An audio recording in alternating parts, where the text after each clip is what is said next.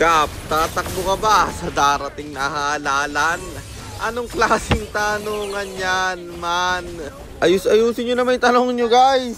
Sa barangay ko nga, hindi ako kilala at hindi ako lumalabas eh. Tatakbo pa ako, ewan ko ba sa'yo? Teka, baka kilala mo lang ako at lagi kang nanonood pero hindi ka pala nakapollow sa page. I-follow mo na yan.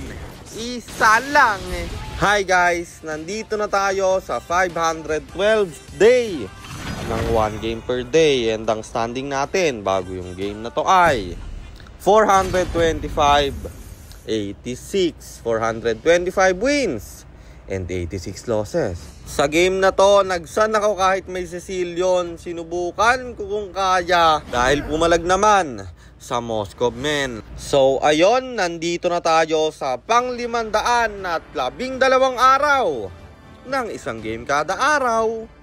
Digmaan na! Dito aggressive yung Hayabusa ng kalaban. Makukuha niya yung aking green farm. At tinipid ko yung ultimate ko dahil magkaka-SS to. Nadodge ko ultimate niya. Nagamit niya yung retry. Kaya sabi ko, i-burst natin yung third pre. Cooldown retry ng Hayabusa. Kaya yung turtle, libre naming nakuha. Tapos sa Aya dito, pulahan na naman. Siya'y makaka-out. Pero etong Kaleya na lang ang aming binigyan. Medyo overstay na yan, kaya tinakbuhan ko na lang. Nabuhay naman kaming dalawa ng Sisidon at yung turtle aming ibe-burst. Ma-zone out yung Hayabusa. Turtle libre na naman naming makukuha. Lumalamang kami sa early game. Harit akin pampapasukin. May purify siya kaya makaka-out. Kaso lang nagsilbi yun na space para mabasag namin yung Torre sa top lane. At namatay na naman yung Kaleya nila. Kaso lang, may respo yung Hayabusa. Wala na akong skill pang dodge, kaya napatay niya ako. Pero yung turtle, sa amin na naman bro. 3 turtle sa amin napunta, kaya kumampanti yung kampe. At kahit wala ako, kumaklash sila pre. Pero syempre, babawi tayo at yung Lord libre ko na namang nakuha. Hindi ko lang alam paano pa kami natalo dito guys eh. Lugi sila lagi sa contest, hindi sila makakuha ng objectives. Pero, clash kasi ng clash yung kampi ko kahit malayo ako. Ako yung nagpupush dito. Nakapitas sila ng isa. 2 Torre naman ang aking nakuha.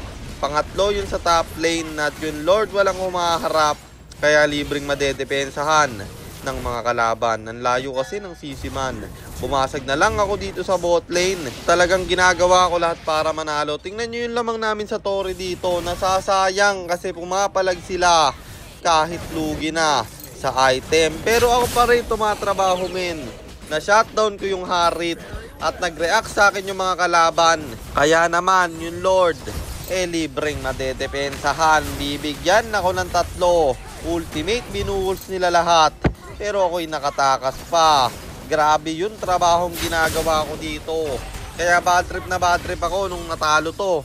At nagsilbing lesson na rin sa akin to. Kasi guys, kung sino-sino lang inaaya ko na friend ko sa FB, makabuo lang ng 5 man. Pero ngayon, seseryosohin ko na at matitino na rin yung aking isasama. Kasi para akong nagsosolo eh. Mga talon ng talon pag lumamang nakakampante. At yung Lord binurse nila dito pre. Masyado akong malayo, umabot naman pero nakuha ng Hayabusa yung Lord doon. Nakabawi naman kami kasi patay yung 2 sa kanila pre. At hahabulin ko pa yung Cecilion. May buy and sell ako ditong gagawin. Kaya makaka-out pa ako men. After nun, dumiretso ako sa top lane para i-burst yung Lord ng kalaban. At trabaho lang talaga ang aking ginagawa man. Lord naman namin kukunin pero may Lord dance na mangyayari. Bibigyan ko yung Kaleya ng kalaban pre. Habang yung Lord pinupul nila at pulahan na mga kalaban, bagsak yung retry holder at pwede naming i-burst to. Kaso lang namatay yung Granger bro, kaya ni-reset ko na lang muna. Tsaka ako binigyan yung Kaleya. Nanlalambot yung Kaleya guys ha, tank build yun. At montik ako dito sa Harit. Buti na buhay pa ako. At yung Lord, sila nagsimula bro. Tatamaan yung Harit dito. Hahabulin ko pa yung Tamus. tatlo yung patay sa kalaban. Kaso lang, pinasok ng Hayabusa at makaka--1 pa siya. Pero dahil walang ultimate, binurst ko na yung Lord. At kami, ang nakakuha nito, flicker ng Kaleya, iko-commit na. Amin pa rin siyang hahabulin, naabutan at mabibigyan. Legendary na ako man. Kaso lang, ang ganda ng pasok dito ng Hayabusa at mali ako ng item. Nasayang yung winter ko. Pulahan tuloy ako at nasayang din yung Lord namin dahil doon. May error din ako nagawa. Pero kahit na guys, yung lamang na ginawa ko na yun at yung galawan na pinakita ko, nakasabay pa rin yung mga kalaban. Ewan ko ba sa mga camping to, hindi na ako mauulit na ikampi ulit to. Namatay yung CC, pinasok ko. May buy and sell akong gagawin. Pero hindi na napindot men dahil na-timingan ng kalaban at tinowerlock nila. Natapos ang laban kaya talo ulit tayo. At ang standing na natin ay 425-87. 425 wins and 87 losses. At kung meron man ako natutunan sa game na to, mamili na ako ng ikakampi ko. Kasi para lang din ako nag-solo kapag ganto, na kung sino-sino lang yung aking isasama bro. At yun lang, sana meron kayo natutunan sa content natin na to. At kung meron man, pakishare lang. Then after nyo i-share, mag-comment na rin ngayon ng pa-shoutout para ma-shoutout ko kayo sa mga next nating content. At i-comment nyo na rin ng inyong mga katanungan kasi baka malay mo sa next nating content, comment mo naman ang mapili ko.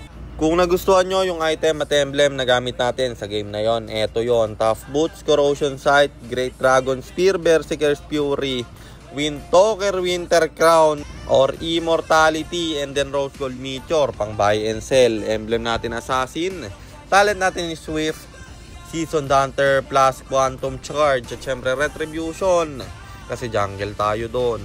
At para naman sa mga gustong magpapilot ng ML account, mag-PM lang kayo.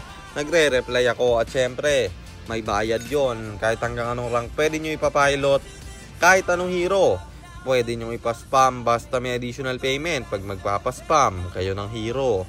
At yun lang guys, sana nag-enjoy kayo sa content natin na to. At shoutout sa iyo John Winster Bate, kay Mark Villapuerte, kay Andrews Talabong at kay Gian D.